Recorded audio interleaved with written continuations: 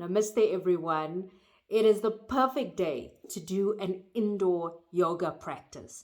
The practice that we are going to do today is called Sukshma Vyayama. Sukshma Vyayama is a joint clearing, a joint warming up practice where we focus specifically on the joints.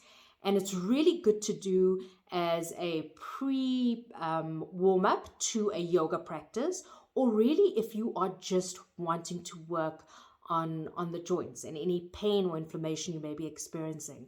I sat in on a Sukshma Vyayama class about a week ago, and normally I don't spend a lot of time on the joint warming up practices because I want to kind of deep dive into the other postures or asanas.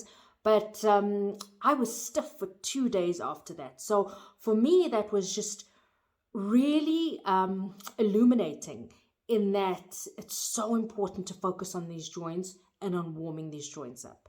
Now, a couple of guiding principles. In yoga, we never take ourselves into pain. So you have to connect with your body. And the minute you are feeling any pain or discomfort, make the necessary allowances or adjustments. Those may look like not going as deeply into the bend or supporting your back with any props or cushions or whatever you might need to. You'll see in this practice that it's relatively straightforward. But the minute you start to feel any pain, that is the trigger to say, all right, I need to do something differently here. The other thing that's important to remember is that on the inhalation, we breathe. And when we breathe in, it's normally when we are going upright in our yoga practice. And when we breathe out, it's normally when we're bending in a posture. And you'll see what I mean when we go into the practice.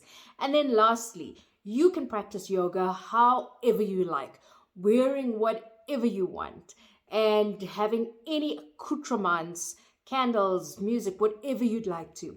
The practice that I'm going to do is one that focuses on interiorizing the senses. So what I mean by that is that I am eliminating any external sensory excitement that is going to draw my mind to what's happening around me.